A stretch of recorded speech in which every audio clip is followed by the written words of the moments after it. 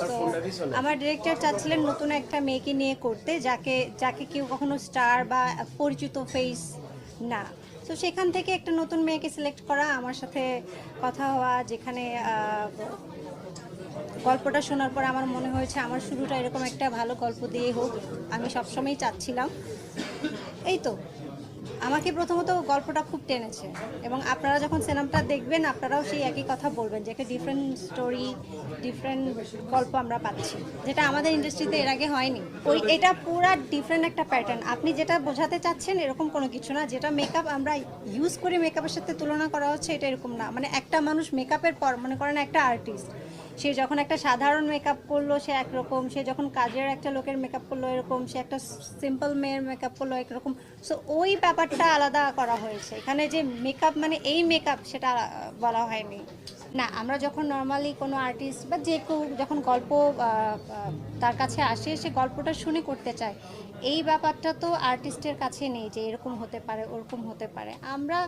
আমি আর্টিস্ট, আমি কাজ করেছি, এতটুকু আমার জানা। সেন্সর বোর্ডের কাছে কোনো কিছু একটা ডায়ালগস বা কিছু মনে হয়েছে আপত্তিকর, সো সেখান থেকে ওটা কাট করে তো নতুন করে এসেছে। এ তো আমি হ্যাপি যে ফাইনালি ছবিটা আসছে, সবাই দেখবেন। আপু, যতটা জানি যে এটা কিন্তু আমাদের ইন্ডাস্ট্রির ভিতরেরই গল্প, কাস্টিং কাউচ থেকে শুরু করে অনেক বিষয় এখানে উঠে আসে। সেক্ষেত্রে এই সিনেমার মানে যদি ইন্ডাস্ট্রির গল্প, সত্য গল্প বলা যায় বা তার ছোঁয়া আছে, সেক্ষেত্রে কেন এটাতে এই একটা গল্পতে এতবার মানে নিষিদ্ধ হলো, কি মনে হয় কি হতে পারে? আমি আবারও বলছি, আমি হচ্ছে এটার আর্টিস্ট। আমার কাছে স্ক্রিপ্টটা যেরকম এসেছে আমি ট্রাই করেছি আমার ডিরেক্টরের কথা মতো করার, স্ক্রিপ্টের মতো করার।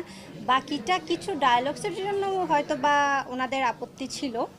এটা তো শেষ হয়েছে, এখন সিনেমা হলে আসছে, সবাই দেখে মনে হয় সবাই যেরকম ভেবেছিল নিষিদ্ধ হওয়ার কারণটা কি এরকম কিছু ওরকম কিছু, সবার এই চিন্তাটা দূর হয়ে যাবে যখন সবাই সিনেমা হলে দেখবে।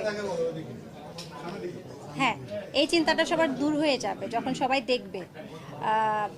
নিষিদ্ধ হওয়া মানে আমরা মনে করতে পারি যে নেগেটিভ কোনো কিছু, বাট না, কিছু ডায়লগ।